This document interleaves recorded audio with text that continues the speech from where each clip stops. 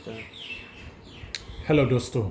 पिछली बार मैंने आप लोग को बताया था कि कंपनसेशन को लेकर, इसके बाद नेशनल हाईवे का। अभी मैं आप लोग को बताएगा कि ROW क्या है।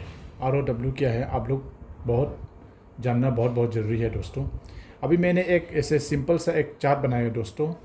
Overall white between control line, ये है दोस्तों, ये कंट्रोल लाइन, ये है कंट्रोल लाइन, ये है कंट्रोल लाइन दोस्तों। आप लोग अच्छा से देख लो ना, डियर व्यूवर्स, आप लोग अच्छा से देख लो ना, ताकि आप लोग को समझने के लिए मैंने एक हल्का सा कुछ बनाया कि ये सब बेसिक नॉलेज हम लोग को जानना बहुत जरूरी है रास्ता के बारे में, हाईवे के बारे में।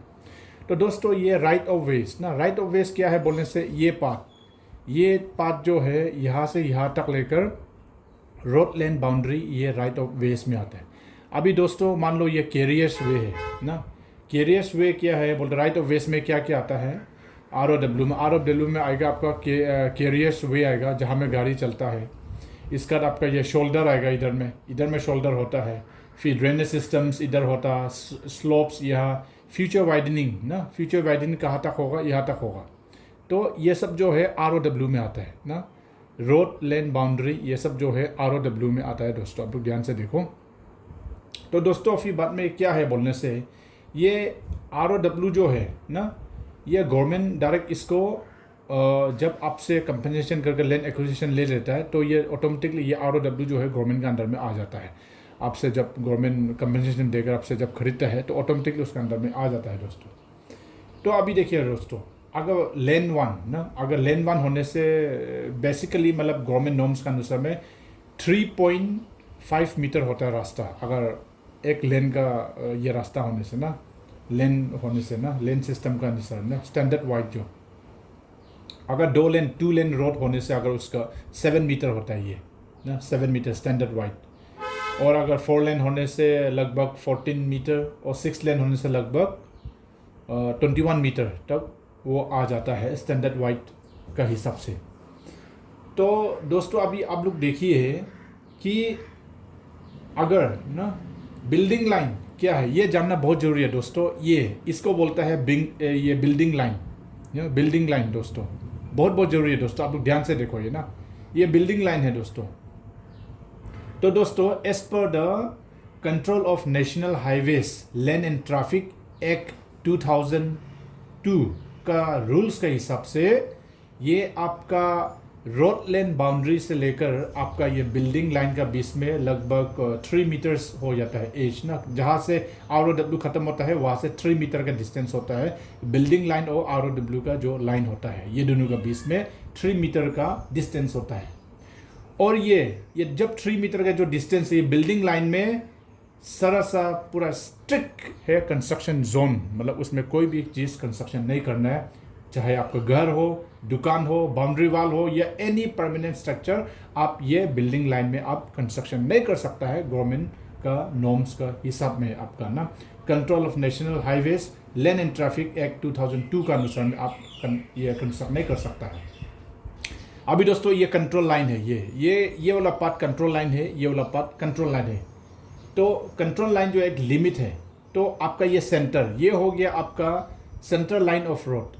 यहाँ से आप गिनना है ना, यहाँ से गिनने से आपका लगभग 45 मीटर्स ना, 45 ये कंट्रोल लाइन से लेकर आपका सेंट्रल लाइन ऑफ रोड, यहाँ से आप अगर गिनेगा तो जहाँ में जो 45 मीटर्स, अगर गवर्नमेंट ने चेंज नहीं किया तो ये 45 मीटर्स होने से ये जो है पूरा सरकार के अंदर में आता है। तो यहाँ में अगर इसका बीच में ना, अगर बिल्डिंग लाइन और कंट्रोल लाइन का बीच में अगर आपको कुछ बिल्डिंग कंस्ट्रक्शन करना है बोलने से, आपको सरकार का, गवर्नमेंट का आपको परमिशन चाहिए। विदाउट सरकार का परमिशन आप ये बिल्डिंग लाइन और कंट्रोल लाइन का बीच में आप कंस्ट्रक्शन नहीं कर सकता है कोई भी बिल्डिंग, क्योंकि आपको आपका ज़मीन जो है, आपका लैंड को है, आपने सरकार को दे चुका है और आपको कंपनसेशन कर चुका है, आपको कंपनसेट कर चुका है। So you can not claim ना, आप क्लेम नहीं कर सकता है, बिकॉज वो सरकार का रास्ता हो गया, गवर्नमेंट का रास्ता हो गया। तो दोस्तों कंपनसेशन रूल्स में आपका क्या होता है ना, नेशनल हाईवेज एक्ट 1956 में वेरी क्लियर लिखा है कि सबसे पहले आपका लैंड एक्वायर करेगा, हाउसेस, स्ट्रक्चर, ट्रीज, एसेट्स जो भी है ना, आप कंपनसेट आपको देने के बाद लीगली आपका प्रॉपर्टी जो है एक्विजिशन वो डायरेक्ट वो गवर्नमेंट का हो जाता है। तो इसमें अगर आप इलीगली अगर ये बिल्डिंग लाइन और कंट्रोल लाइन, ये बिल्डिंग लाइन और कंट्रोल लाइन का बीच में अगर आप सरकार से कंपनसेशन लेने के बाद अगर आपने नेशनल हाईवे का बिल्डिंग लाइन और कंट्रोल लाइन ROW पार होने के बाद, बिल्डिंग लाइन और कंट्रोल लाइन पार होने के बाद, ये बिल्डिंग लाइन और कंट्रोल लाइन का बीच में अगर आपने कोई भी अगर बिल्डिंग स्ट्रक्चर खड़ा किया, परमानेंट वाला दुकान जो भी हो, वो सरसा वो इलीगल हो जाता है, वो ना वो इलीगल हो जाता है, क्योंकि आप कंपनसेशन आप ऑलरेडी ले चुका है सरकार से, और आप ये वाला लाइन में आप बिल्डिंग लाइन और कंट्रोल लाइन का बीच में आपका बिल्डिंग खड़ा नहीं कर सकता है, चाहे आप 10 साल के बाद भी हो या 50 साल के बाद खड़ा नहीं कर सकता है, क्योंकि आपका ज़मीन जो आप सरकार को ऑलरेडी दे चुका है, गवर्नमेंट को, और आपको ऑलरेडी कंपनसेट कर चुका है, तो इसलिए आप वो नहीं कर सकता है, क्योंकि गवर्नमेंट का प्रॉपर्टी बन गया वो। तो दोस्तों ये है कि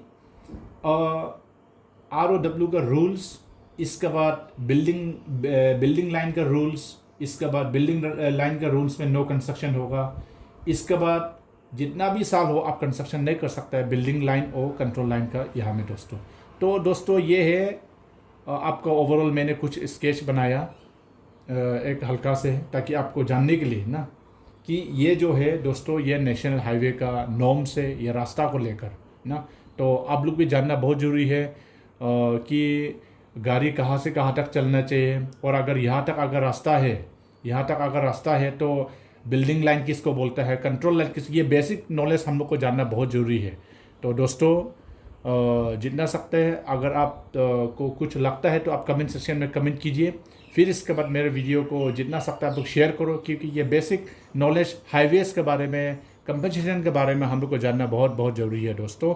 इसके बाद दोस्तों जितना सकता है मेरा पेज को फॉलो कीजिए। Thank you.